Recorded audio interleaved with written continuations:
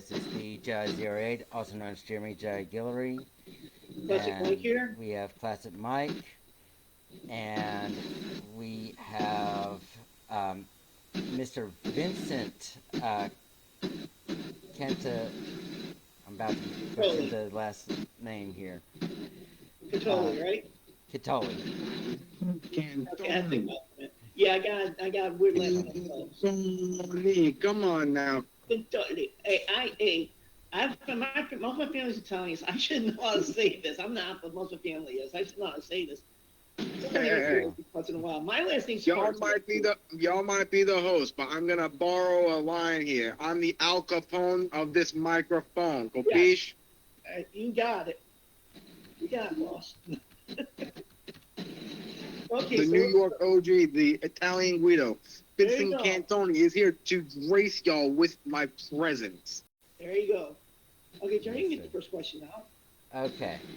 So, why don't you tell us a little bit about yourself and a little bit about your gimmick? For me, and just like I know y'all had Terrence on your show not too long ago, Right? just like with him, for me is not really a gimmick. It's just myself turned up. That's what a lot of people do these days. Turn I themselves might up. be living in Texas, but I am that grease ball Italian New Yorker that you see in my matches. That is 100% me. Cool. That's what I like to see. People turn themselves up, not be phony characters. Now, in real life, am I really a bad guy? Depends on who you ask. But I try not to be unless I have to be. In the ring, I have to be because I got to get done what I got to get done, you know? But Yeah. even if that means I got to crack a few skulls in the process, I mean, hey, it ain't ballet, huh? Yep, No, it's it's not. not. Okay, I got a question. Who trained you, and how'd you get into wrestling in the first place? Who trained you, and where'd you first work before you came? I started my journey at New York Wrestling Connection in Deer Park, New York. Mm-hmm. Owner of the school is a former indie wrestler. He's one of the co-owners actually. His ring name was Shane Wayne. His real name is Shane O'Neill. Head trainers were Bull Dempsey from NXT, Mikey Whipwreck. Oh, Mikey, Um, ECW fan right here. I know his work. Tony Nese. Oh, Tony, I know his work too. I was trained by some really talented workers. Yeah. Yeah. All those guys. And that's just to name a few. That's not also including the training I've gotten with the Bronx Wrestling Federation under Bronco International. If y'all follow the East Coast circuit, TJ Marconi. Yes, I know him. I know his work. I've seen his work too. So Oh, yeah. I'm in New York State. I've seen most of Occasionally, when he was in town, Mike Santana. Oh, Mike. Oh, he's not WWE now, so I see NXT. Last night I knew. Oh, yeah, he's a damn good wrestler. I like his work. I first met Mike when I was a kid, growing up, going to my dad's shows, because my dad, he's not a wrestler. He wrestles occasionally. His ring name is Vinny the Guido. He is a manager, agent, whatever you want to call him. He's pretty much the Paul Heyman of the indie. Right. Okay, I got it. I grew up going to his shows since I was a little kid. Mhm. He worked with Mike Santana in a company called Fighting Spirit Wrestling, which is also where he worked with Ortiz, the other half of what used to be known as Proud and Powerful, or LAX. Now we're teasing. I've known both of those guys since I was about as tall as an average-sized bed frame. Okay. All right. Now, I know nowadays with all the stuff that they're doing in the mainstream, they are very busy, so I don't get to talk to them as often as I used to. Yeah. But I still try to keep in contact with them as much as I can. However, another good friend of mine, Mark Quinn from the Tag Team Private Party, former AEW World Tag Team Champion, Yes. very good friend of mine. I talk to him all the time. That's cool. That's cool. can you go to the next question, Jimmy? We'll go back and forth. So, what major promotions have you worked for throughout your career?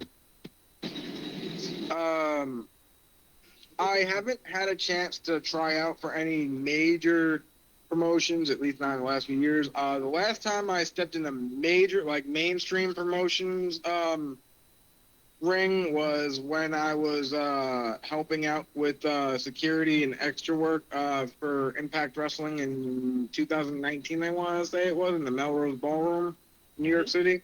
Yeah. Other than that, I haven't wrestled on any of their shows. Not yet, anyway. That's a goal. But as far as big indie companies, New York Wrestling Connection, they've done work with Combat Zone Wrestling. I've also done work with Combat Zone Wrestling, Yes. Honor Vintage Wrestling when they were still running. Yeah, I saw the documentary a few weeks ago. I saw about some wrestling. Sorry about that. I saw King of Sports Championship Wrestling is a big company here in Texas where I live. Mm-hmm. So, are you built in Texas or in New York? I was born and raised in New York. I moved to Texas and started living here 4 years ago. Cool. Okay, what were your wrestling influences when you were growing up when you were a kid? If you watched wrestling on TV, or whoever you met before they became big stars that you influenced you into becoming a wrestler? I'm sorry, could you repeat that one more time? I couldn't. I know that someone's not interference. I'm saying that when you're growing up, besides being around wrestling, who are your influences?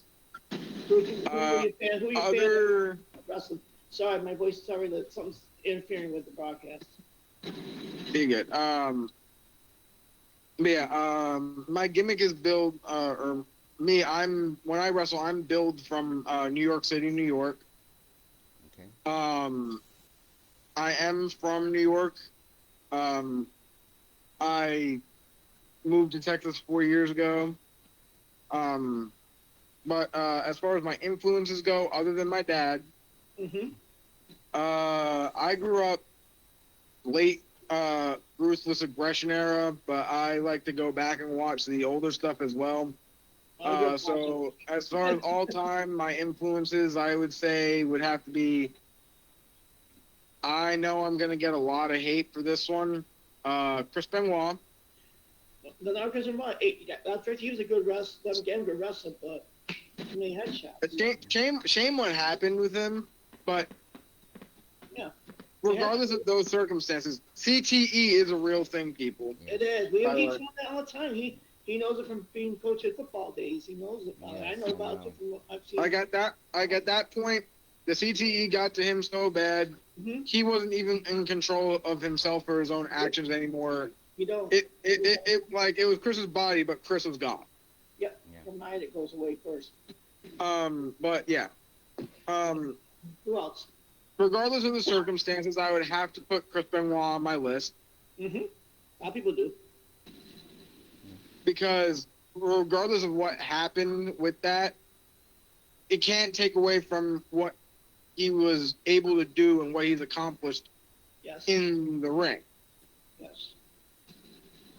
Other influences, Latino Heat, Eddie Guerrero. Oh, yeah. Loved his stuff. I would have to say, I know this one's going to be on a lot of people's list, Stone Cold Steve Austin. Yeah, because he became the first one to turn himself up as a real wrestler. So that was the gimmick. I think I read that Ringmaster crap. That's what started things up. Yeah. Austin, I would say,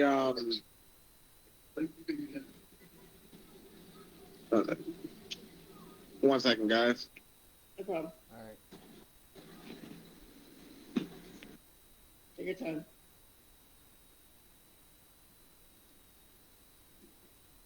Oh boy.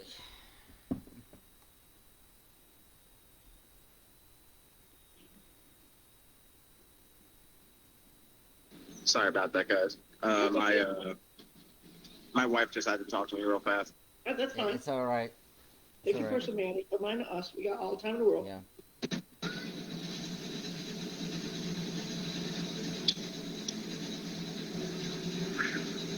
So, Now, another one I would say, I'm not gonna put him on my list, but I'll put him in honorable mentions. I would say the Unseen 17, John Cena, in honorable mentions. I only say that because Cena's great. Don't get me wrong, He's a good but I wrestler. wouldn't necessarily call him the GOAT. No. He was the GOAT because of. Don't get me wrong. He was great in the ring, but there have been better. He was great on the mic, but there have been better. However, Yes, I've seen a lot of people better than him. However, I am not going to take anything away from his talent in the ring or on the mic. Dude. Definitely up there. But greatest of all time, I don't think so. But for that generation, Greatest of all time next to Hulk Hogan and Shawn Michaels at Backstage Politics, maybe. yeah. And I say this with all due respect towards John Cena. Mhm. Tremendous talent. In my personal and in my opinion, both as a fan and as a talent myself, would not put him in the greatest of all time conversation as far as skill goes. Is there anyone that is currently not in the Hall of Fame that you would put in the Hall of Fame right now?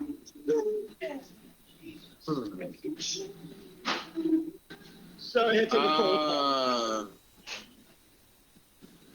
Former WWF Tag Team Champions, Men on a Mission, Sir Mo and King Mabel. Matt, Man on a Mission. They were with us. I remember those guys wrestling. Sir Mo, before he passed away, was a very good friend of mine, as was Tears Angel. Sorry, my Okay. 1 second, guys, my daughter. That's fine. Hey, if we get interruptions all the time, we're used to that. So Yeah, I mean, I love doing this work and stuff like that, but before anything else, I am a family man. Yes, always put your family first. Always.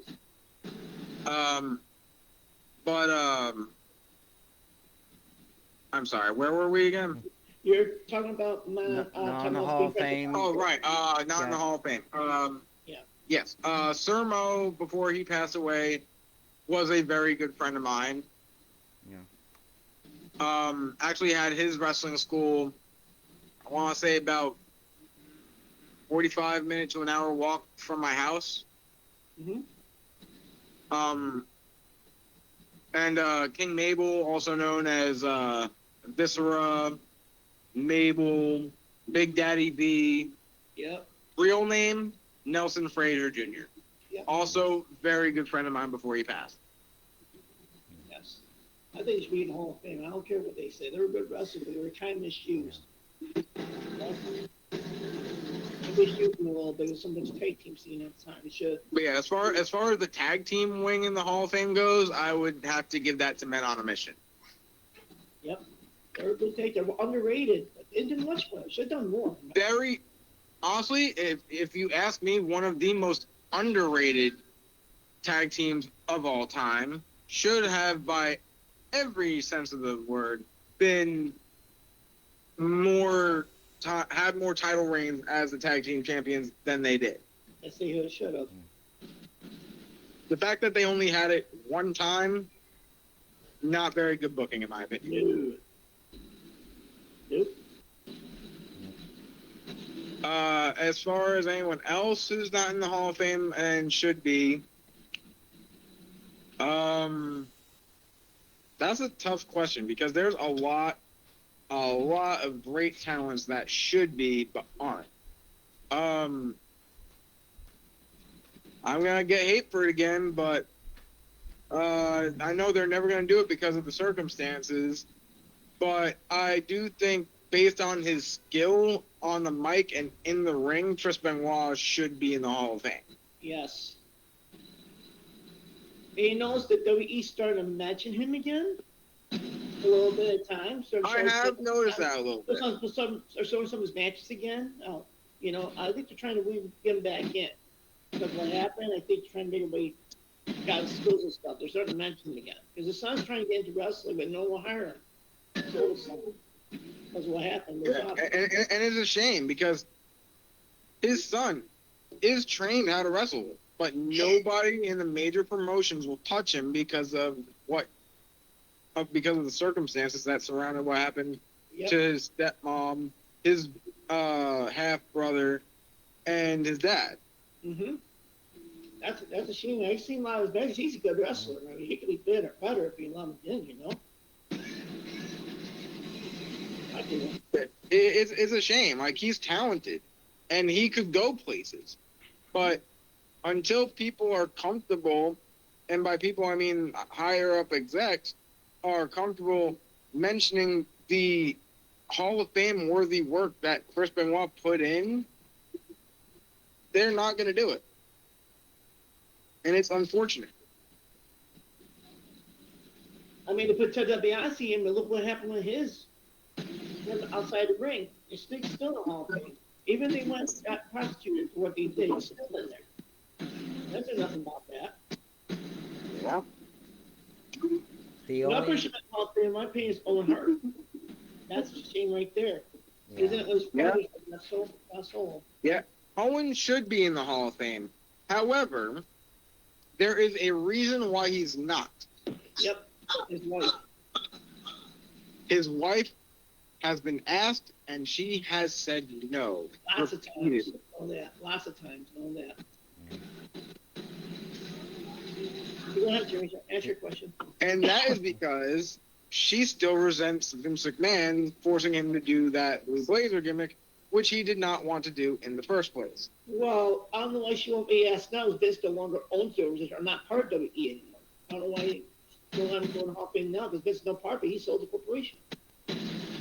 Never. she still finds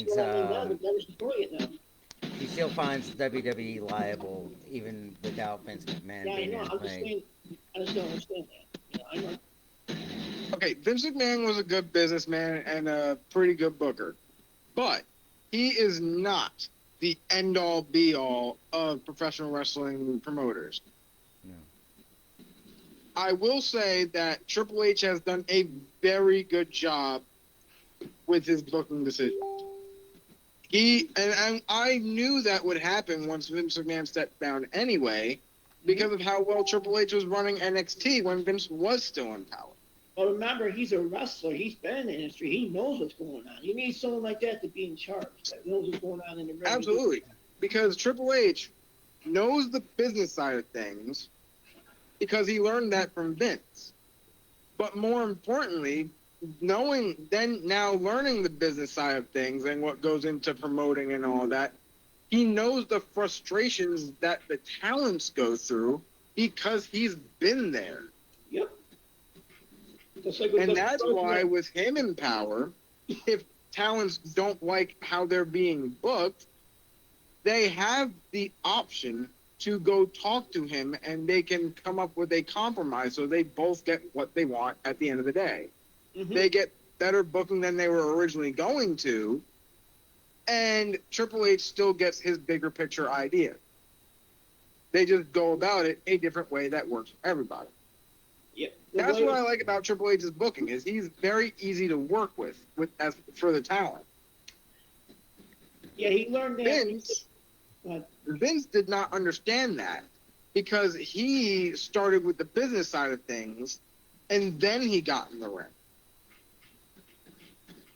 And even when he did get in the ring, it was not very often. It's not like he was wrestling every week on Raw and SmackDown like everybody else. Right. Well, I think he got a little bit influence from a person who's close to him, Dusty Rhodes, because he was a booker way back when NWA was WCW was running things. He said he learned a little bit from Dusty too, how to run an organization, because the organization wanted to give Dusty a chance to continue, and they fired him a lot. So his influence, Dusty Rhodes, he says. I think it's good influence and continuing the way Dusty's been around things.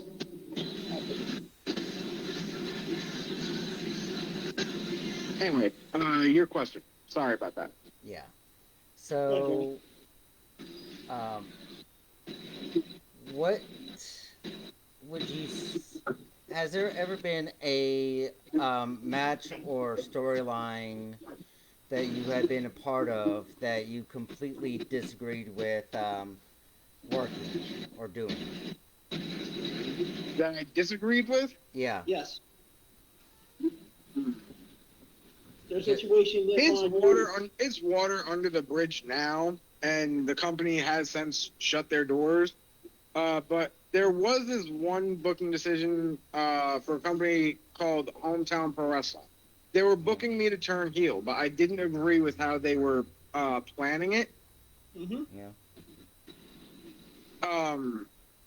But because the way they were planning it made absolutely no sense to me. If anything, it made it more seem like they were the ones turning heel and not me. Because I was the one leaving the faction. But my idea was to turn my backs on them, but instead they turned their backs on me and I go join another heel faction. Because at the time, I was babyface with that faction for, like, we had just turned babyface. Because we started off as a heel faction. Okay. Yeah. Ended up getting over, turned babyface. And then a few months later, they're like, yeah, you're a good babyface, but you do your best work when you're heel, so we're going to turn you. Okay, cool. I prefer working heel anyway. So they booked that, and I was like, I don't agree with that. I think that makes no sense. That makes it seem like y'all are the ones turning heel, not me. But they attack me. They do the whole Tajiri poison mist, wipe my eyes out. Oh shit! Oh shit! Oh shit! Heel faction that I was feuding with now comes out to save my ass, and I joined that. Tell me, does that make any sense to y'all? Oh, No. that's stupid. Or does that make it seem like they're heel? It sounds like they're That's the heels. stupidest way to do it because you can't turn heel. The group turns against you. That's totally stupid. No one's going to get it. No. You have to turn heel against No. them. It's the only way to do I, it. I would have booked it the reverse way. I turned my backs on them. That's what you should do. Because, like, it happened in a 6-man tag. One of them could have been selling on the floor, taken out. Other one, I'm getting frustrated with them losing. Goes to tag. You know what? I'm going to be a winner. I'm not tagging you. I'm walking to the back. Peace. That would have been a good heel turn. Then, like, jump off the apron, he could get pinned, and then I'll come in, do a little beat down, have some baby faces run out, have the other heel faction that I'm joining run out and save me then, because at that point I'm overrun by baby faces that they are affiliated with. Yes. So that would have made more sense. Mm-hmm. And that could have led to more talent getting used, more talent getting eyes on them, and more booking for everybody. It would have been a win-win. But they did not go with that. Okay, I got a question. It's not about you. Everyone heard about the death of Dory Funk Jr., the Funk brothers? His brother-in-law. I've known him, watched him when I was growing up, and him and Terry taping, where they're on their own winning championships. That was just an acting gimmick. Dory wasn't a gimmick. He was just a slow talker. That's what he's going to do, and he's going to do it. Terry was a wild guy. So what do you think about his career, Dory Funk, and continuing his legacy being a trainer in Texas with the fucking story? What do you think about that? Yeah. Growing up, I mean, the Funks were before my time, obviously. Yeah. But I watch old tapes all the time. Mm-hmm. Because if I'm being honest, wrestling did look like it had a more crisp and clean, real-looking product back then. Yes, it's all private. Back in territories. Especially when you're referring to guys like the Funks, the Von Erichs. Yes.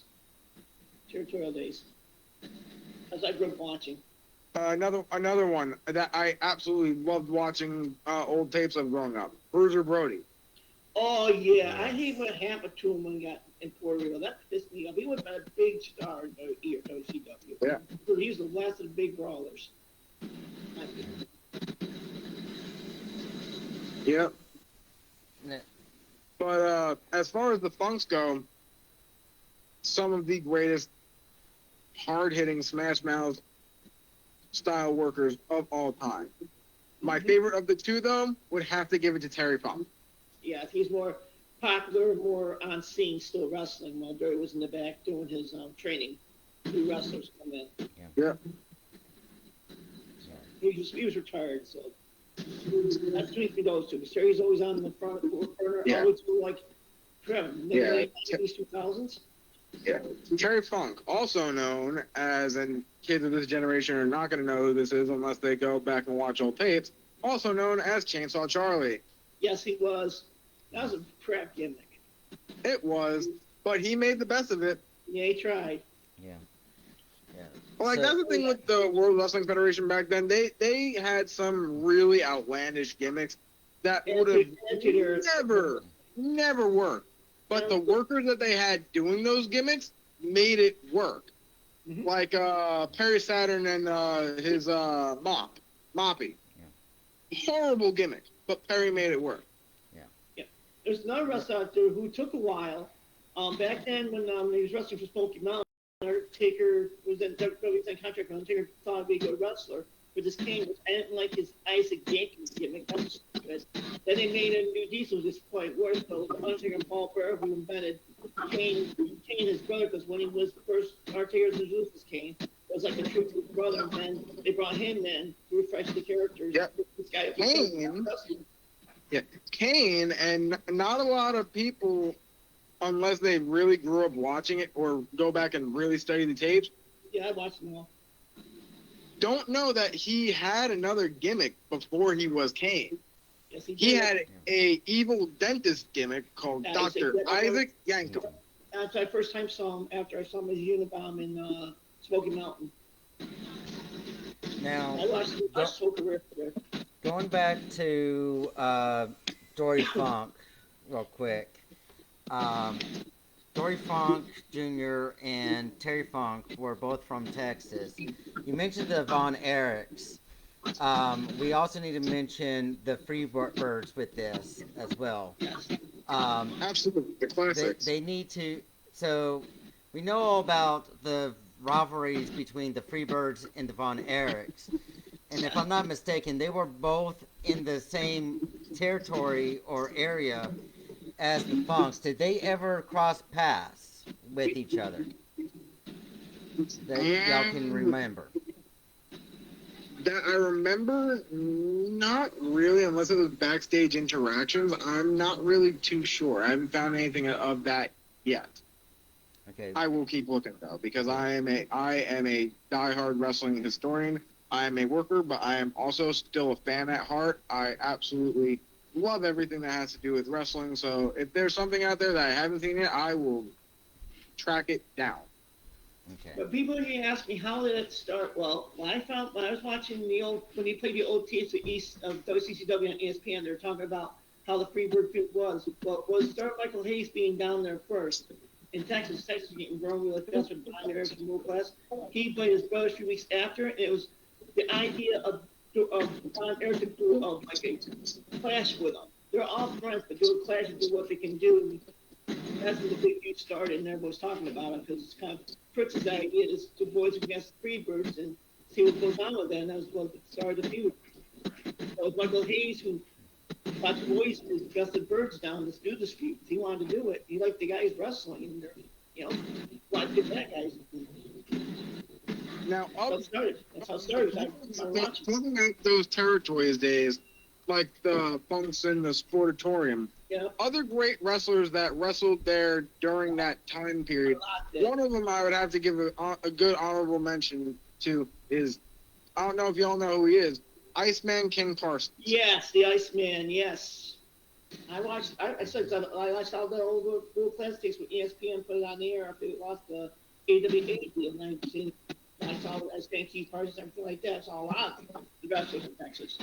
And also another Sportatorium wrestler that I'm actually that I'm good friends with, lives not too far from me, known as Cowboy Billy Andrews. Okay. Used to wrestle at the Sportatorium quite a bit during those days. Also a good friend of mine too. Marine wrestling, yep. He's told me quite a few stories about backstage with him and Iceman. So yeah. is there? I'm not going to tell those stories because those are not my stories to people tell. private. But I will say this: Private. Iceman was something else. Yeah. We're not dying. Don't go that deep. You're not answering questions. Don't answer. Keep to yourself. You're not that many people. So, Hey, go ahead, Jeremy. yeah. So, is there a big difference between wrestling in Texas versus wrestling in New York? There are some different styles. Yeah. Texas, I will say, is a bit more on the snug, stiffer side. It's strong style. Whereas New York, we still take the hits, but we're not. And I hate saying this because wrestling is real. We are taking the hits, but we're not trying to kill each other. Yeah. Yep.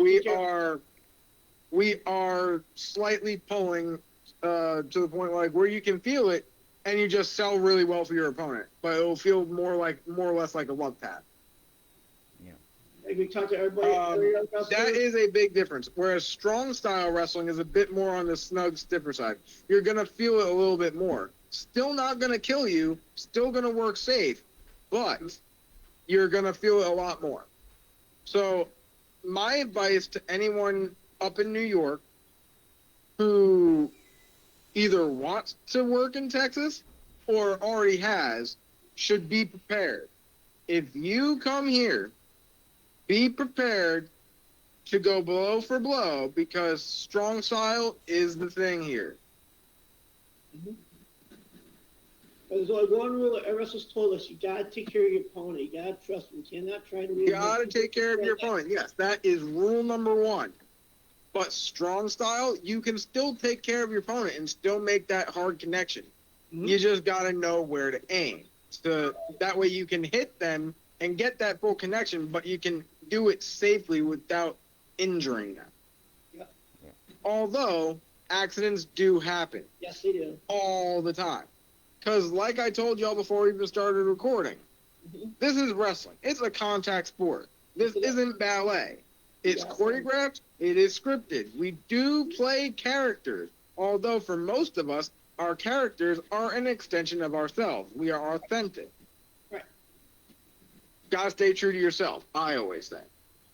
But my point is, we don't necessarily go by scripts, we go by guidelines. We know where we want to take the story. We are the storyteller. Or at least on the independent circuit, we are the storytellers. Now, in WWE and major promotions, they have more scripts than we do, but they can still veer off to that and more use that script as like a guideline. Mm-hmm. It doesn't have to be 100% right. Like, remember your lines, write them on your wrist like Dwayne "The Rock" Johnson. Mm-hmm.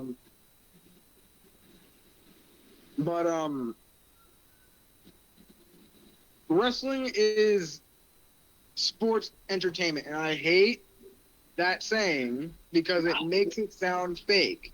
A lot of people but do. It is entertainment. We go out there for your entertainment. We are entertainers. Correct. We entertain you with our bodies and what we can do athletically in the ring, telling a story. It is a physical story. It does require athleticism. We do get hurt. Because the mat that we're landing on is roughly around this thin. Yes. On top of wood that's this thick, which is on top of a layer of steel, not a spring. It hurts. It is stiff when you land on it. Mm-hmm. But if you land the right way, you'll be fine. You'll get some bumps and bruises, that's for damn sure. But you won't get severely injured if you do things the right way. Take care of your opponent and take care of yourself at all costs. Yeah, I know what you mean. Like I said before in the last broadcast, my cousin was married to an indie wrestler in Massachusetts, and he randomly asked him how they make it so real with the maneuvers. They put me in a figure four leg lock and showed me, man, my leg was hurting for a week. So I know how it feels to me. I was just wondering. He did say it like that. He just tugged me a little bit and showed me how it worked, and I said, wow, that's good. That's why I make it so real. That's that's how I know wrestling. You guys are trained because he showed me. So, Yep. I really felt And that. this is amazing. And wrestling is so dangerous. Mm-hmm. So dangerous. In fact, statistically, in professional wrestling alone, there are more injuries in pro wrestling per year than there are in football, MMA, boxing, or any other contact sport combined. You work the whole entire year, not season. You go through. Why is that the case? Because where there's high school wrestling, there is all kinds of injuries you can get in football. But we take what high school wrestling and Brazilian Jiu-Jitsu and all that, Muay Thai and all that stuff, we take all of that, plus boxing and other styles too, and we add to it. We add more flips, we add more height, we do everything. We come up with stuff that wouldn't even be legal in any of those other sports. Yeah, I know that. But we know how to do it the right way because we are trained to. Yes. We are trained how to post on our opponents so that way they do not have to bear all of our weight. They do not have to muscle us up. We can hold ourselves up on their body so the burden is not all on them. But that's one. Two, when we are lifting our opponent, we know how to lift them safely so they can post on us. So neither of us have to bear the full weight. And for the one taking the move, you have to communicate. Like, say I'm giving you a body slam, right? Right. When I get you up, you are going to give me a little tap anywhere where the fans can't see it, like on my rib or something like that, or on my hip where your hand is posted, to let me know when you're ready for me to flip you over, for me to slam you. And then I will take my hand, like, right around here, and I will and my other hand on your leg, and I will safely guide you down while making it look like I'm slamming the hell out of you. Now, it's definitely going to hurt, because like I said, it's a real slam, and that mat is very, very thin. Mm-hmm. But if you land the right way, because of the way I'm guiding you and the way you are trained to take that bump, you will be fine. I got a really But good. that's the thing with wrestling. It's so dangerous because injuries do happen, like I said, which is why I have a huge problem with backyard wrestling.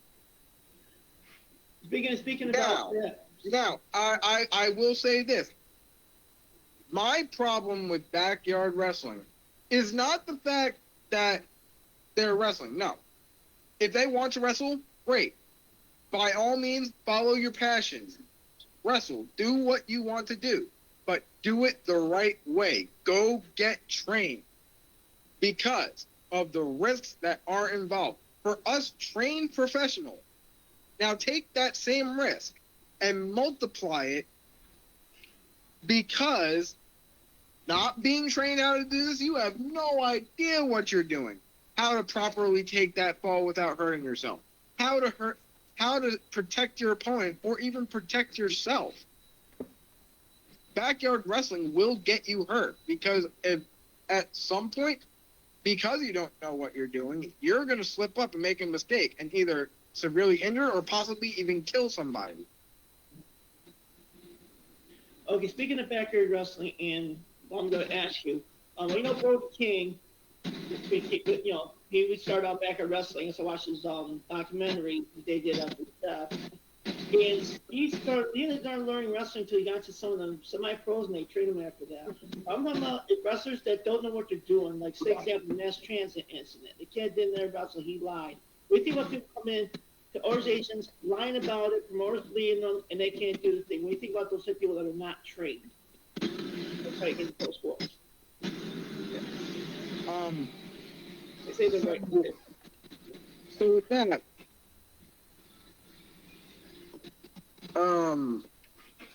I have no problem with people getting their start in backyard wrestling because that's great. That means you have a passion for what we do as a sport. Yes. I know a bunch of my buddies started doing backyard wrestling. Hell, when I was a kid, I used to wrestle with my friends on the trampoline. But once I realized just how dangerous it was and that I didn't know what I was doing, I put a stop to it. Why? Because I didn't want a chance not being able to live my dream later on in life, which I'm doing now. Right. I stopped what I was doing, and as soon as I was old enough, I went and started training. But as I was saying, before I veered off my path, sorry about that, That's good. I have no problem with people getting their start doing backyard wrestling because, like I said, passion for this business. Awesome. Love it. The good thing is they did see the error of their ways and they did go and get professional wrestling training at a school. Because that's the only way to get into this business legitly and to actually know what you're doing and do things the right way. But even for us trained professionals, there is a lot of risk because that's the whole reason why WWE has that "Do not try this at home" video that they put on every show. Yeah, because some people are getting killed. People get hurt. People get killed. Hell, y'all remember Darren Drozdov? Oh, yes, the NFL player that puked a lot and got injured in the Debo match. Yeah, I saw that match. Took a bad bump. Yeah, because Taking a power bomb from D'Lo Brown. Yeah, because someone threw a liquid cup of coffee in a drink or sometimes drinking a ring. He slipped on it. He knows he slipped before he dropped it. Yep. So we were drinking a ring. A fan did, and he slipped on it. It was neither of their fault. Nope. And honestly, just sometimes we are human. We make mistakes. Accidents happen. That's why injuries happen. Yep. No one on this earth is perfect. We are all human. Yes, we are. Just because we do a larger-than-life business and go out there and perform for everybody with larger-than-life characters does not mean that we are actually larger than life. We are, in fact, still human beings. We are not perfect. We do fuck up. Pardon my language, we make mistakes. That's where injuries happen, is when we make those mistakes. Now, sometimes you'll get lucky. You'll make a mistake and everyone will come out unscathed. Awesome. But still very, very dangerous because anything can happen in that ring. Right. I could be standing and doing my thing 1 second, and then bam, next second, I could break my neck and be paralyzed from the neck down for the rest of my life. Right. Nobody knows what's going to happen next. But it's the risk we take. Yep. Go ahead, Jerry. Your next question. Okay, so you said before that you actually worked a segment with TNA. What was? I was not on their TV programming. I was more along the lines of like the behind the scenes, helping them with setup, tear down from the ring they were renting at the time. Because this is when Anthem was still kind of owning everything before it kind of switched over. This is 2019. They were renting indie rings to do their shows at that point. Okay. I was part of the crew. So I got to help out with some aspects of the setup, tear down, if the fan, for the photo ops in the ring, I was taking the pictures for the fans getting in the ring. For that particular show, the photo ops were with Tennille Dashwood, Rhino, and Joey Ryan. Okay. So when it came all of them very good friends of mine. Yeah. So when it came to that, how did you find out about that opportunity? Was it just when the promoters or? I actually got free tickets for that event through my also very good friend Michael Elgin. Because I was there in New York, still living there at the time, me and my dad. And we, Michael Elgin hits us up. Hey, Impact's coming to New York. Y'all want some free tickets? Sure. Free tickets, backstage passes, get there earlier than everybody else, hang out with the boys, Cool. Chill in the locker room, help with setup. But I was just planning on going there, just hanging out with everybody. but they asked me if I wouldn't mind helping. Absolutely. Say no more. I will do whatever you need. So that opportunity pretty much just fell in my lap. Hey, would you mind helping? That's fine. Any more, Jeremy? I'm still thinking. Do you have The any? one mistake that I made that night was not bringing my gear. Because there was an opportunity that I would have got had I had my gear with me. Oh, shit. Sorry. That's my language. So I was only about a year and a half into my career at that point, though, so I was still a greenhorn. I was a rookie. Rookie mistake. Never let that happen again. Yeah. So, to any wrestlers out there who are new or who aren't new and just happen to need a reminder, this is your wake-up call. Mm-hmm. If you are planning on attending an event, whether it be TNA, AEW, and you know people there, they can get you backstage, bring your gear just in case. They might have an opportunity for you. Same thing goes if you're going to support another, if you're going to another indie event that you're not booked on, but you're going to support your buddies. Awesome. Could always use the support. Have your gear in your car just in case they need you. Because an opportunity can open up like that. Because like every poster says, card is always subject to what, gentlemen? Change. Always. Yes. Why is that? Injuries can happen, like I said. No shows. Stuff like Someone that. could be booked for one show, have a show the next weekend. Well, the show that they're working this weekend, they could get injured and have to not make it to that next show. You're going to that next show. Guess what? A spot just opened up for you. You're not booked, but guess what? There's your opportunity right there. Why? Because you have your gear in the fucking car. Yep. Card is subject to change. Or somebody could have a family emergency.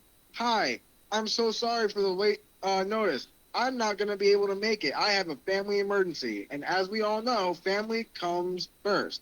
So, sorry, I can't make it. I got a family emergency. Guess what? You're not booked for the show. Now you are. Why? Because you remembered your gear. That's what happened at Man's Transit, because Esco Rock was supposed to wrestle and tag team that night, but his grandmother died and he went to her funeral. That's how we got that. He didn't have no wrestling skills.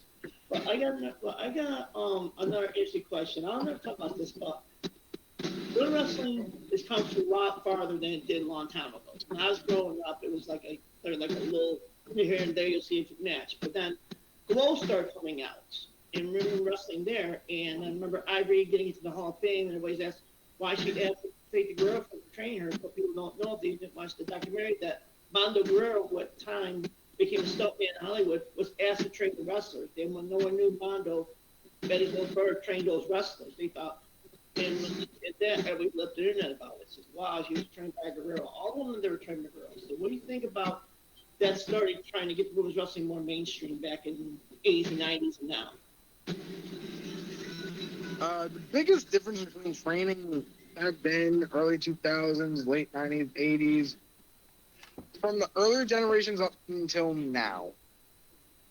Luckily, I had a good trainer. I was trained the old school way. Mm-hmm. That's how NYWC was running it. That's how NYWC runs their school. They run it old school. It's just like going to boot camp, except you're not going into the military. You're going to be a pro wrestler. A lot of places don't do that anymore because they're afraid of losing students. Because the world is, let's face it, gentlemen, everyone's become a bunch of pussies. The world's gone fucking soft. Right. Everyone's got to be politically correct nowadays. Yeah. You know what I say? You know what I say to that? Pardon my language. Fuck that noise. You're not the only one.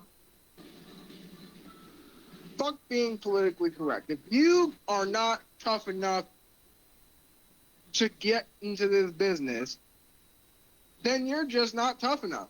Why should we make it easier for you? It makes no sense to me. It's like, I'm sorry, I'm not, and again, I'm not going to be politically correct here. I'm not the slow kid in class. I don't need to have everything slowed down for me like this. I can take it to that pace.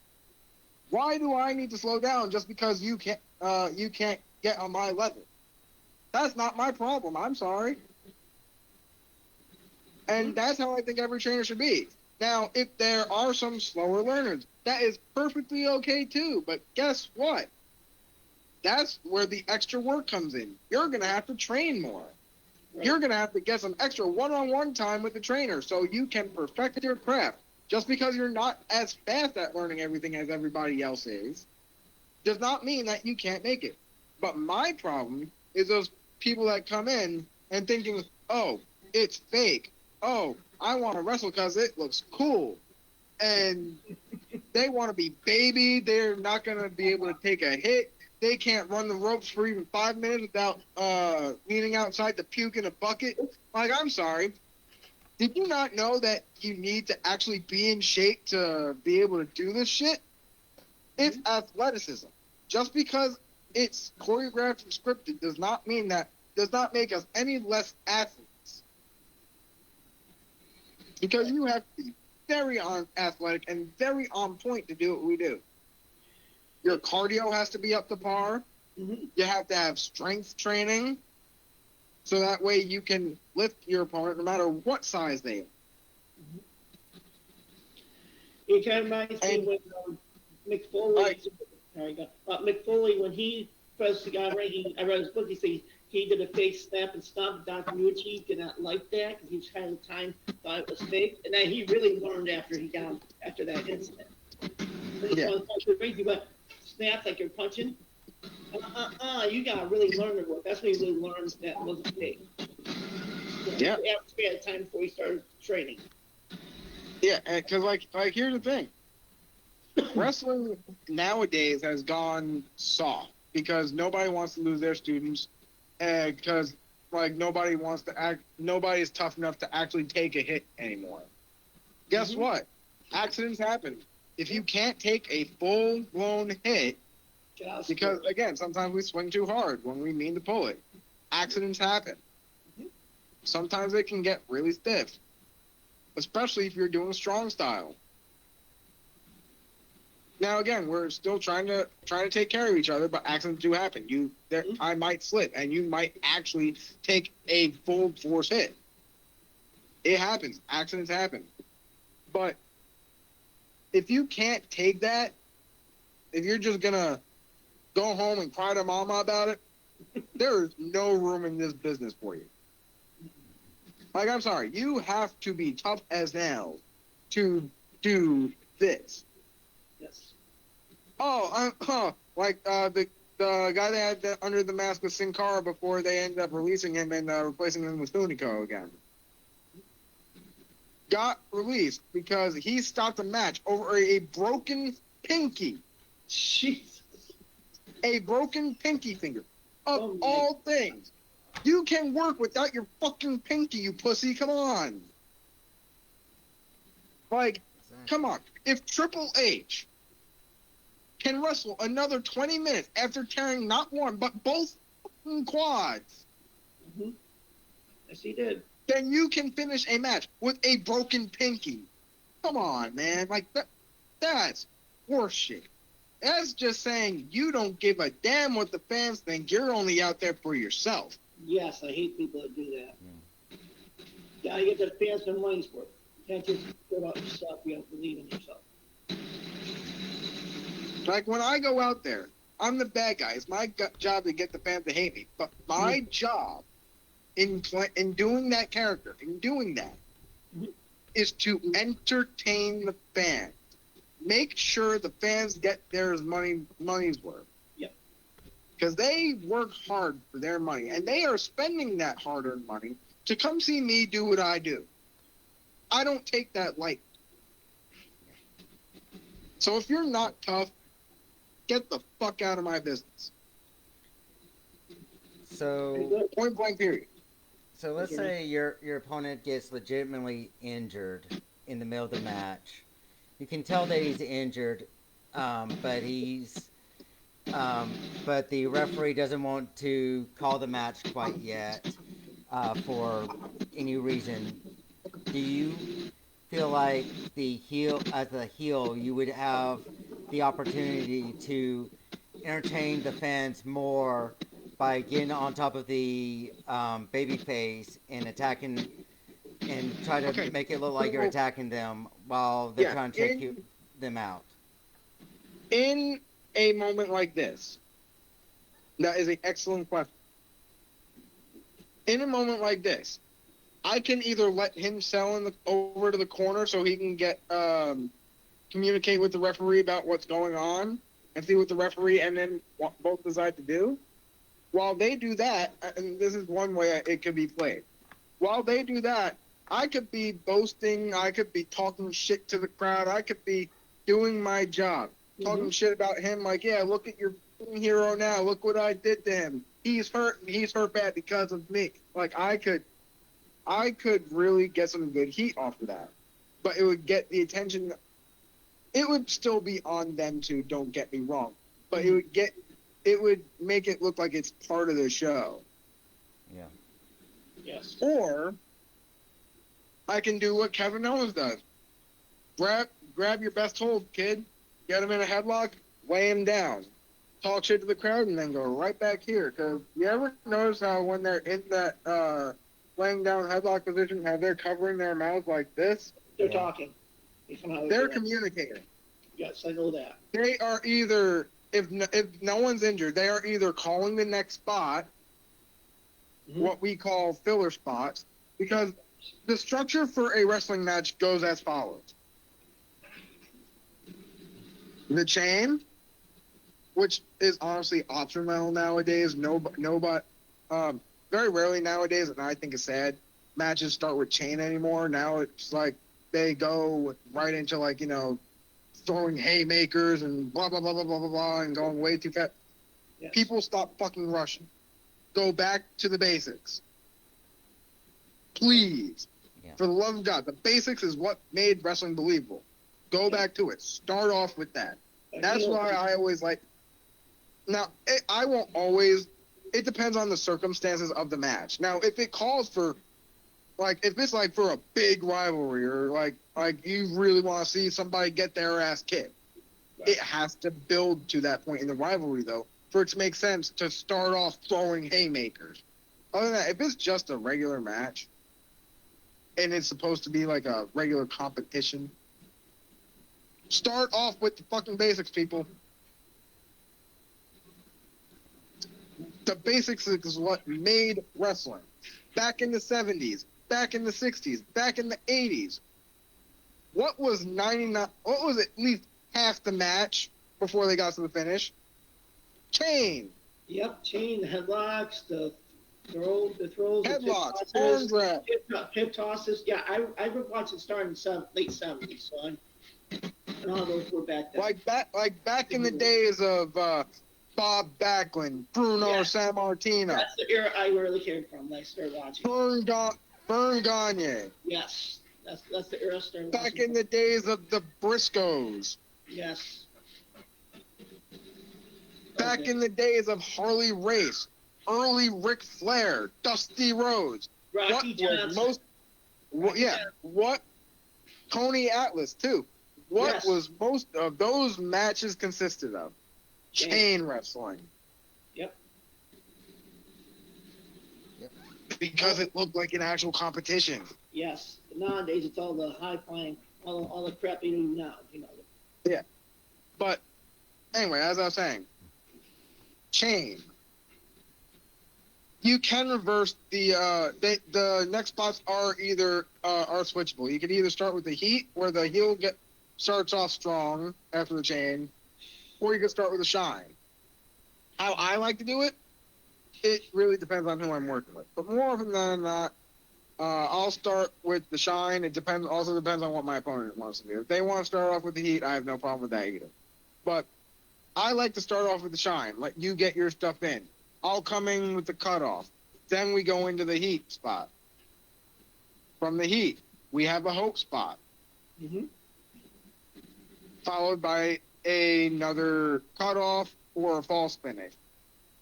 Then back into the heat. Time for the comeback. And if the face is going over, then the finish. If the heel's going over, there's another cutoff and then the finish. That's match structure.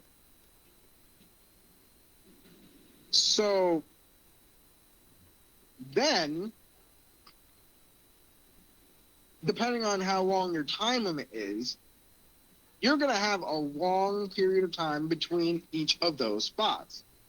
That's where we get into rest holds, and that's where we communicate. Get on the ground, get them in a headlock, communicate. Okay, so to fill in this spot before we go into this, well, I'm gonna, you're gonna pick me up. You're gonna give me shots to the gut. You're gonna throw me off the ropes. I'm gonna bounce back. You're gonna hit me with a shoulder tackle. I'm gonna get up. I'm gonna sell to the ropes. You're gonna Irish whip me. I'm gonna come off the rope. You're gonna duck my clothesline. You're gonna hit me with the back elbow. Stuff like that. We are calling the next spot in those moments. Now, if somebody is injured, we are also communicating that as well. We are checking on each other. Another way we check on each other, if you see when they do dive spots to the outside and everybody lands on each other, you ever see them like kind of like grab or tap on each other like that? Yes. Yes. They're checking on each other to see if they get a response. They're seeing if each other is okay and if they can continue. Mm-hmm. That's how we communicate non-verbal. And that's another way the referee will know whether or not to call a match. If the referee, you ever see the referee reaching and like squeeze a guy's hand Yes. after a spot looks like it went really bad? Yes. If the referee feels a squeeze back, he knows that he can continue. He might still throw up the X, though, because he might need to get seen in the back after the match. But he will at least be able to finish that match. Now, if he's not able to finish the match, it will be because he did not feel a squeeze. The guy did not the guy or girl or woman did not tell them that if they could or could not continue. That's when they throw up the X and end the match immediately. Yes. But also, if the referee does not get that out of them, if the opponent, say I'm wrestling somebody and they get injured and they cannot compete, they can't stand, they can't do anything. Yeah. I will communicate with them, and then I will communicate with the referee about it.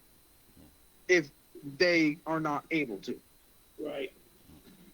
Which a good example of that would have been when Neville broke his ankle on Monday Night Raw against Chris Jericho.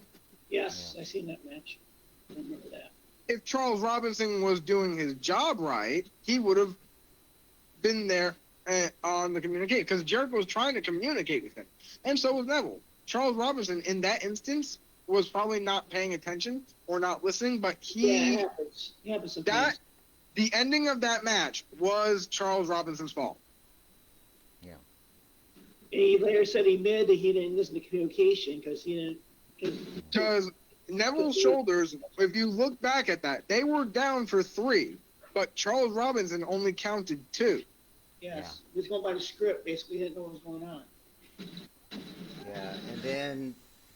But the original finish of that match was Neville going over. Yeah. Right. Yeah. Now, if you remember from that match, after the count of 2 was done, you see Chris Jericho get into Charles Robinson's face, and he takes matters into his own hands, and he pushes him and says, and you can audibly hear him say, "Neville's hurt," and that's when they finally ring for the bell. That's when they called for the disqualification, because Chris Jericho now put his hands on the official. Yeah, Charles Robinson said after that he did not realize, and Lucky Jericho told him. Which, on Jericho's part, very, very smart thing there. The match did need to end immediately because Neville could not stand because of how his ankle broke. Yeah. It was, the way his ankle broke was kind of similar, just in a different spot on the leg than y'all remember in WCW when Sid Vicious broke his leg. Yeah, they forced him to go on the top rope. He didn't want to, but they forced him to do it.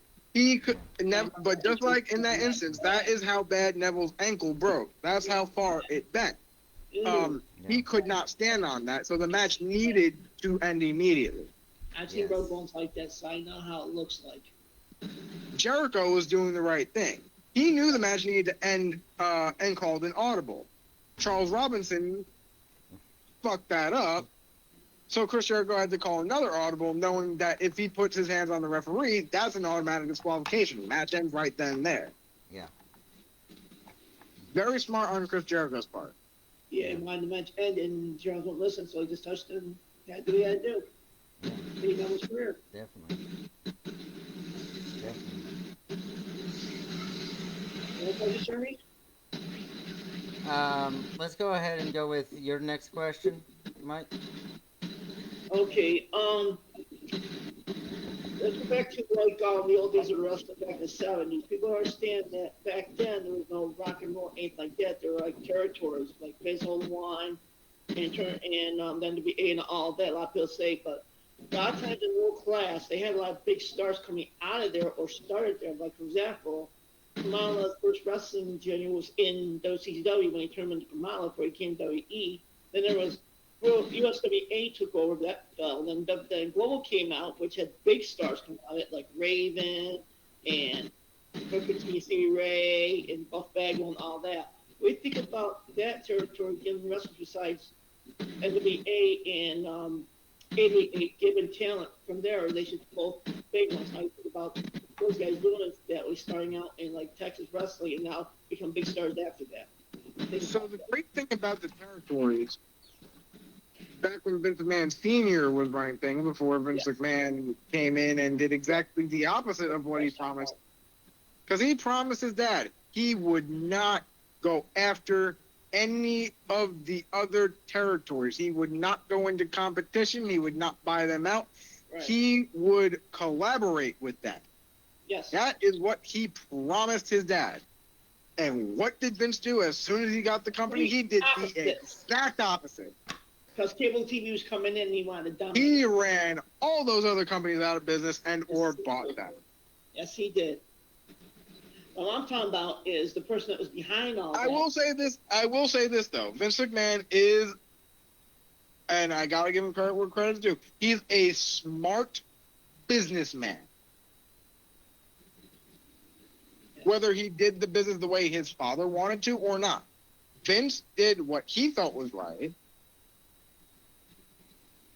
and it benefited him. Yes. That I will commend Vince on. But as far as the territories go, back when Vince Sr. was still running things, yeah.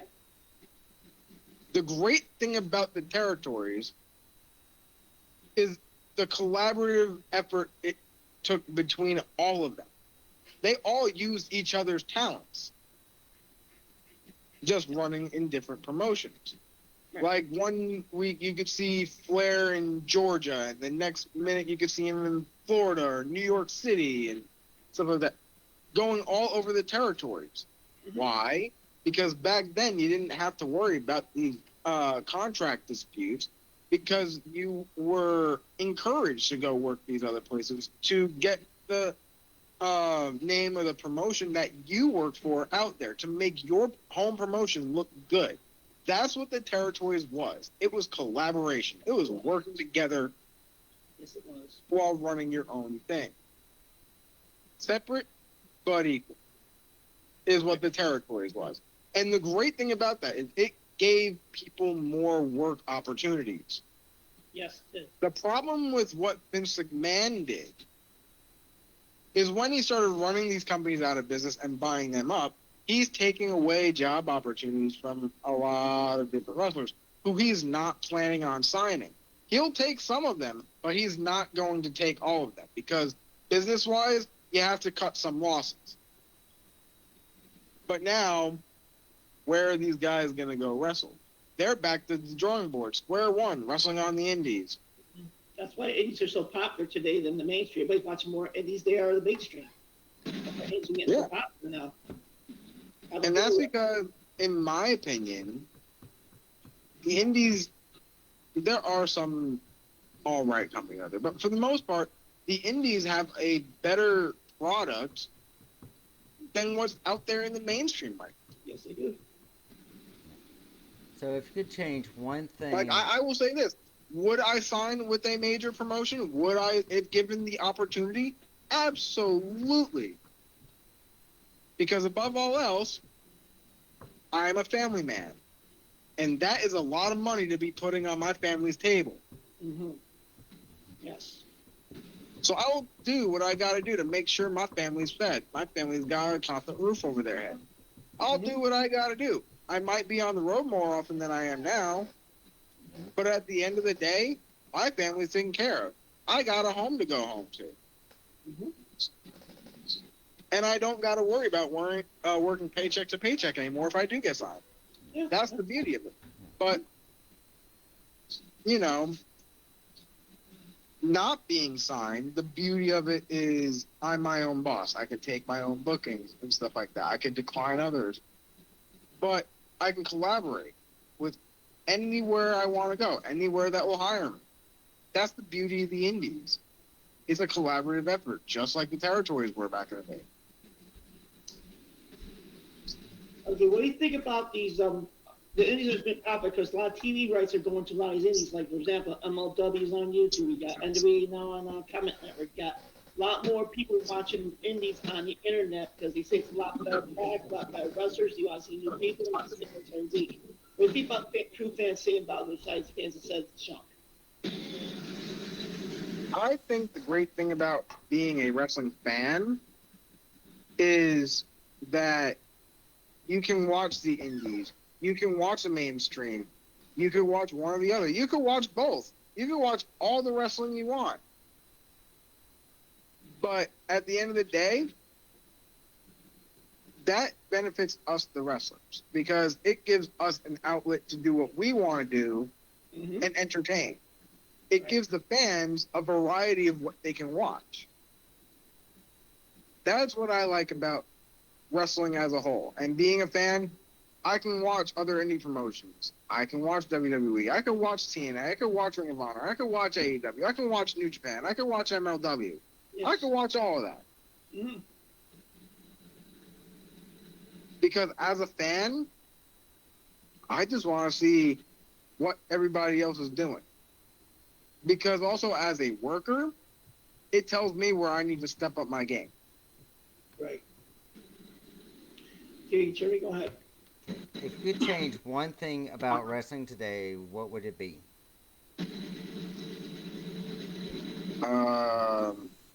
Well, going back to the training, getting the pussies out of the business that are too afraid to actually take a hit. The ones Like, that are into the money. the ones that are in it, yeah, not even just that, because not all of them are just in it for the money.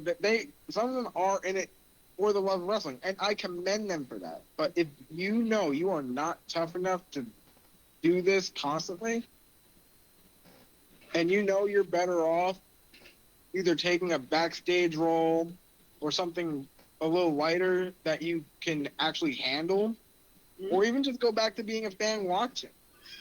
That's okay, because at least you tried. But if you're not going to be able to take these hits, and if you're too afraid to get hurt,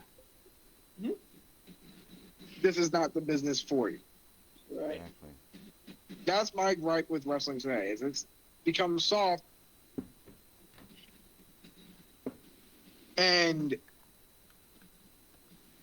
it doesn't look as tough as it used to anymore because of those kind of people that are afraid. Right. I'm not afraid. I know what the risks are. I know what I signed up for. I could get hurt. Yes, I absolutely can. But if you're afraid of getting hurt, you should have no business being in the ring, because all it takes is a little bit of doubt. If you doubt yourself, that's where you'll start really making the mistakes and either hurt yourself or somebody else. Yes. And then what you fear will become your reality. And that should not just go for the wrestlers, but also the referees, the ring announcers, the commentators, all of those as well. Oh, absolutely. If it's something that you can't handle, as long as you gave it a shot, you won't regret it later in life because you won't have to live with that what if. You tried. You did it. It just wasn't for you. Some people are just better off as fans. Yeah, like I watch. This business is not for the weak at heart. Well, I watch a lot of documentaries. Where I said, "How do you know about these?" Because I watch like indie documentaries, like for example, the Car Substance Change that have show what goes behind the scenes and that goes into the wrestling and stuff like that, and some shows you see the people who did why get hurt and stuff. And so basically, start watching those indie ones because basically you'll learn more about wrestling. The indie straight big documentaries they do the big time wrestlers, and I learned about indie wrestling, watching stuff like that on Tubi and other platforms to understand what indie's all about. I can understand that. I thought people watch the videos and they don't. But you want to just do that? Watch them. They're street videos. That's what really goes on.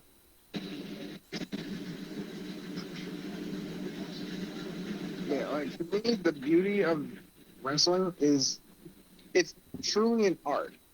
It is our art form. It is sports entertainment. It is sporting arts. It is a sport. What we do is real. It's choreographed and it's scripted, but it's real because we do go through real pain. It is very dangerous, like I've said. But the beauty of it is how well we make it come together and what we do for the benefit of the fans and the audience. We can get paid it doesn't matter what we get paid. We can get paid a lot. We could get paid a little if you're just starting out your journey. Right. Or you could be really starting out your journey and you could be working for free, hot dogs and a handshake. Right. The real payoff is the smiles on the fans' faces, watching them enjoy the show, because that means we're doing something right. Especially because in the world today, you don't know what somebody is going through. You don't know what's going on in somebody's head. They could be having the worst time of their life. They go to this show, and you make them happy. Your match makes them happy. Your match makes them forget about whatever the fuck that's going on in their life right now. And you can help them feel better, at least for the moment. Right. Well, I got a question. That's the real payoff, is helping. I got a question about certain fans. And in the past, a lot of wrestlers said fans attack them and stuff like that. Did anything happen to you or a similar wrestler at an event that fans started to come inside to attack for some reason or other? I call them stupid fans. I haven't been attacked yet.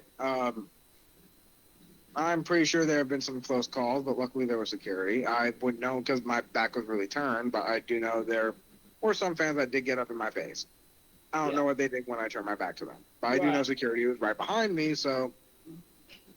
Yeah. But I have seen it happen to other people though. Several times I've had to jump in to save them because security was not there in time. So it is now my turn to step in until security does show up. Like live event, Triple H supposed to be the heel. Stone Cold Steve Austin supposed to be the babyface. Who did that fan go for? Fan, for some reason, went for Steve. Triple H breaks character to protect Steve from the fan attacking him. Even the referee Earl Hebner got his kicks in until security came and got the fan out of the ring. Yes. Because that's what we do for each other. You have to worry about that because fans sometimes our number one priority, whether it be just what we're doing in our match, or if a fan comes in and tries to attack one of us, you protect your opponent no matter what. Yep. And that's why, if you ever look on the back of those little independent paper tickets, there will always be that disclaimer on there. Do not enter and it says, do not jump the guardrail or do not enter the wrestler's area. Do not enter the ring Nope. or try to attack any of the performers. What happens to you, we will not be held reliable for. Right. Yes. It's your responsibility, not theirs. It is a disclaimer on there saying if you decide to put yourself in that situation, what happens to you is entirely your fault. Yep. And what fans don't realize is the guardrails are not there for our protection. It's there for the fans' protection. Yes, they are. I have So, more questions, Jerry. How about you? has there ever been a situation at one of your shows where one of your own best friends or one of your personal friends outside of the ring is at front row and they pitch an idea to you for them to be involved in the show, and they could be either an independent wrestler or just a buddy of yours or something. They know the promoter and everything, and they run this idea for them to be a plant in that particular show. Has that ever happened to you? It has, more often than not, ideas like that will not be accepted unless they are a trained professional just there watching. Because in those types of spots, they'll bump, I'll bump, we make everyone look good. But a regular fan who has no training is not going to know how to do any of that properly. They're not going to know how to hit me properly without hurting me, like severely hurting me. Mhm. You're not going to know how to sell properly when I go to hit you and I'm going to do it the safe way to protect you. You're not going to know how to react because you didn't go to wrestling school. Mhm. So you're going to, like, if you no sell it, you're going to end up making me look like shit and then the whole spot goes to shit. Yeah. That's why usually in spots like that, we do use trained professionals. Occasionally, that will not be the case. Sometimes we will use an actual fan. That is very rare. That part has not actually happened with me yet. Except for kids. I was working a show. I came up with the idea because I got these kids to boo the hell out of me. I was public enemy number one. Biggest bad guy there was on that show. Right. Got more heat than any other heel Mhm. combined. Mhm. The kids moved from the bleachers because it was the main event to around the ringside area wherever they can find empty chairs and stuff like that. Some of them they go back up to the bleachers after the spot, but it was a 5-way match, which turned into a 6-way match because of something I said on the microphone. I do believe I sent y'all this video. I gotta send y'all the other camera angle where you can actually see the spot I'm talking about better. But Okay. at one point we go on the outside. No countouts, no disqualifications because now it's a 6-way match, right? Right. And I tell him, while we're battling on the outside, take both my arms and pull and drag me around this barricade. Let the kids chop me. Let them be part of the show. Right. And every kid chopped me. Even the bigger kids, like the teenagers. Every kid got their turn. That's cool. And so in that case, we did use actual fans who have no idea what they're doing. But they're kids. I can take that easily, no problem. I'll still sell it and make it look good for the kids' enjoyment. Mhm. And the kids can feel like they were part of the show. Okay, I got a good question for you. Don Hall became a wrestler. He was supposed to do a one-time thing with WWE, and he wanted to be a wrestler, but he couldn't get to a school or anything because what his antics are.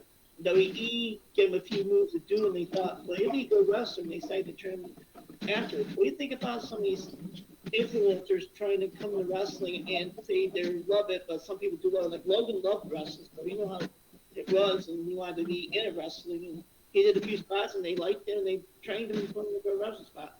What do you think about influencers that do not take this seriously? Thought it's a joke. Well, I will say that Logan Paul has earned my respect. Mm-hmm. He, in his time in WWE so far, has become one of the most talented stars on the mic and in the ring that they have currently. Yep. I will give him all the props in the world. Why? Because he put in the work with training. Undertaker and all them helped them out. Yeah. Now, in other cases, NFL stars, basketball players, cheerleaders, models, Yeah. whatever, getting these same opportunities.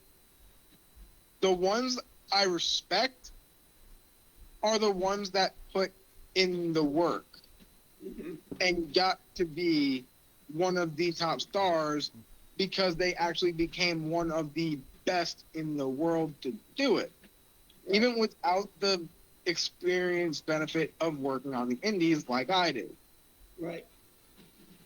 But it's the ones that get lazy and complacent and are just there to collect the paycheck and try to wrestle, but they can't really wrestle their way out of a wet paper bag. Just like And I'm not going to mention any names. Phil Goldberg. Excuse me. Yeah, that was a question. They just threw him in there. Just a idea, but later on, he got to learn more about wrestling later on when WE took him in. He got to learn a little more. Yeah. He still wasn't as good as he did put more work in. I will give him that once he got to WWE. But not as much as he needed, and he still could have been a lot better if he consistently put in the work, got more training, and got to where he needed to be to deserve to be a top star. He still was not at that level yet, in my opinion. No, if there's something not do that, it was stupid trying to do one for pony. But anyway, like I was saying, it's the sorry about that. It's the ones that are just there. Oh, this is going to be a cool opportunity. I'll get to wrestle. And then they go to the performance center and they learn how to do the basics and they learn this and that and blah, blah, blah, blah, blah. But this is not really their passion, especially the ones that didn't grow up watching. Right. They're there because it sounded like a cool idea. Couldn't know diddly jack squat about wrestling and they're still there. That's what makes me sick. Yeah, for example, WrestleMania 2, when they had that Battle Royal, it wasn't got created up and all those NFL players in there. That was kind of a joke to me. I didn't like that match. But yeah, as far as sports athletes go that had no prior indie wrestling experience that got trained by WWE. Right. World's Strongest Man Mark Henry, straight out of the Olympics. Kurt Angle, straight out of the Olympics. Yes, those know how to do it. They learn the trade. Brock Lesnar, straight out of the NCAA. Yeah, all those types of wrestlers and high school wrestlers. Baron Corbin out of the NFL. Yes. Bill Goldberg in WCW out of the NFL, but he was lazy and didn't actually want to wrestle. He only did like 2 or 3 moves, and his match was over in 5 seconds. Yeah. Until William Regal took him to school and exposed him that he cannot wrestle his way out of a wet paper fucking bag, which is why WCW let him go, and the World Wrestling Federation then picked him up. Now, the fact on the subject of William Regal, real quick, it is a shame that he was never world champion. They only used him in the mid card, and that is a shame. If anybody deserved to be world heavyweight champion, it was William Regal. One of the best delayed parodies, in my opinion. Okay, I thought I might go outside Regal. Yeah, I watched him a lot of years. He is a good wrestler, but a lot of people say he's a better trainer now because everybody wants to go with him training than anybody else in the training sector. But anyway, other athletes coming in and getting their spots and stuff like that. Now, Some of them, such as Kurt Angle, Baron Corbin, Brock Lesnar, etc., have earned my respect because they put in the work to become some of the very best to do it. Mm-hmm. Yes. It's the ones that get lazy that I just don't stand. Like, if you don't want to be here, if you truly don't want to be doing this, and you're just there to collect a paycheck, quit and let somebody who actually wants it, who actually earned it, like somebody off the indies, who has busted their ass for that opportunity you got handed on a silver fucking platter. Yes. I would kill for that opportunity that they got handed on a silver fucking platter. Right, you earned it. Because I bust my ass on the indies to get where I'm at. Yep, you have to. And I'm not saying I'm at that level yet. That is not what I'm saying at all. No. Because by all means, there's always something you can learn in this industry. Mm-hmm. I could be ready, but I won't know unless they give me a tryout. Right. And I won't know if I got a tryout until they let me know I've earned it. Okay. But everything happens in time. But I would kill for that opportunity. Excuse me. They got handed that opportunity out of college or whatever professional sport they played. They didn't have to work for it like I am. Mm-hmm. Yeah, I got a good. And the fact that there are a lot of indie wrestlers that come and go without ever getting an opportunity to even wrestle on any of their shows, let alone get for a squash match, let alone get a tryout or get signed or anything like that. Like, I've seen indie wrestlers come and go without getting a single opportunity for any of those major promotions. But somebody who never watched wrestling a day in their life before, got into a completely different professional sport, gets signed just because they look good and they look athletic and they look like they could be teachable, and some of them clearly are not, gets handed that opportunity on a silver platter. That somebody who's been on the indies for 8, 10, 15, 20 years has busted their ass for. Makes me sick. Okay, but I don't like, and I'm not my necessary opinion, is people who are not wrestling anymore but won't take bookings unless they make a lot of money, big egos. I hate the egos of wrestlers that don't want in for money. I know a few independent guys have done that, because I've seen interviews on various sites that they said, well, I'm not going to do this until I get the big money. What do you think about people like that? I think it's idiotic to try and use your ego to get to where you want to instead of basically self sport. I hate people like that. What do you think about those type of people? It depends. If ego is you're asking for this much, but your in-ring skills and your mic skills say you're worth this much. Right. That's ego. Mm-hmm. Now, it's a fair price if you're asking for this much. Right. But your skills on the mic and in the ring back it up. That's worth it. Right. It's the big egos that think they're bigger than they actually are and better than they actually are that I have a issue with. That's the big issue I have. The ones that carry the chips on their shoulder are the ones that are like that. That's what I'm talking about. The ones that are the most talented are usually the ones that are most humble about it. They'll still ask for that expensive price because they know their self-worth. Mm-hmm. But they will not make you feel like any less. Right. They will treat everybody as an equal because they are humble. Right. If you have a question for them and they can answer it and give you advice because of their experience, because of their skill, they'll give it. Mm-hmm. It's what they do to pay back the business that made them. Right. Like The Undertaker, for example. Mm-hmm. The Undertaker, he doesn't have to be that guy. He could go quietly retire and just live at his home in Texas, but he's not doing that. He's coaching. He's teaching these talents. He's giving them the knowledge that he's gained over his career. Yes, he was trained by He's Larry passing Sharp. the torch. Like Larry Sharp. And that's what you do to keep the business going.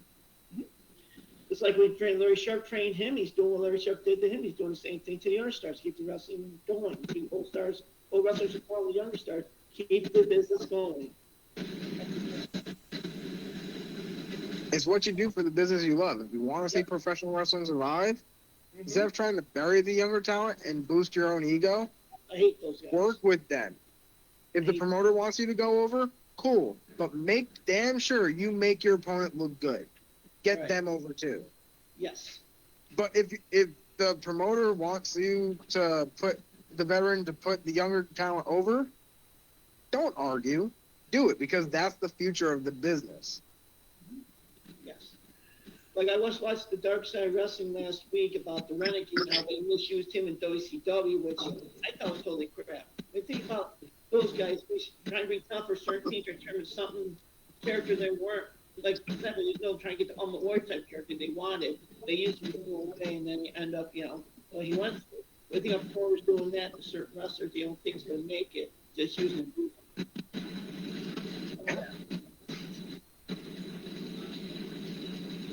What do you think about that? I had the phone cutting a little bit on the last part. What was the? Can you repeat that one more time? Okay, I was talking about the Dark Side Wrestling last week when they did this thing about the Renegade, who was the type of Ultimate Warrior Hogan trying to make in, but they just used him in the past and used him as a good wrestler.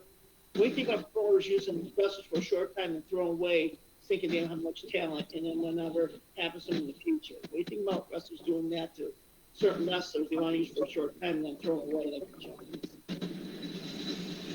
So pretty much like having a throwaway talent, Yes.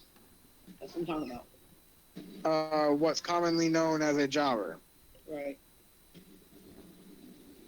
The way I see it, the term jobber, I never liked it, and I do agree with Chris Jericho on this because he's spoken on this in interviews. I believe it was Inside the Ropes.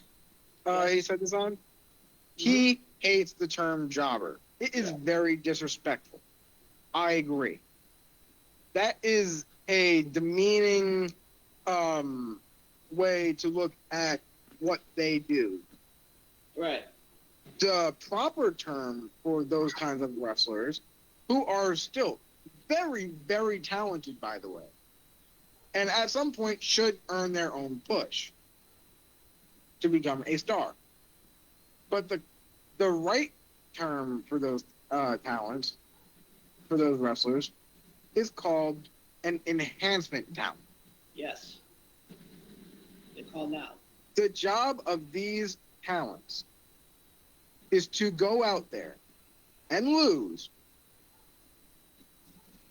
almost every single time. Like Kurt Hawkins had that 200-something match losing streak. But always, his opponents always made him look good, and he always made them look good. That's what you do. But the whole name of this game is not just get yourself over, get each other over. Right. Whether you're winning or losing, get your opponent over. But enhancement talents have some of the hardest jobs because they know, for more often than not, they are going to go out there, give it their all, just to have some other guy beat them. Or some other girl beat them. That takes a lot more self-respect than people realize. Because you're willingly going out there and doing this for the love of what you do. Because you respect this business. You respect yourself, and you know what you're worth. But you also are humble enough to not step on anybody's toes and know that eventually your time will come. Mm-hmm. But the reason why jobber is such a disrespectful term is because it's pretty much saying you're just out there to do one job. You're a loser. It's the equivalent of saying that you're trash. That's what makes the term jobber so derogatory. They're enhancement talent. They are just as talented as anybody else on the roster and do deserve their own push in due time. Enhancement talents are pretty much paying their dues and earning their spots. I got a good example about that type of person. The Orton family, father, Yep.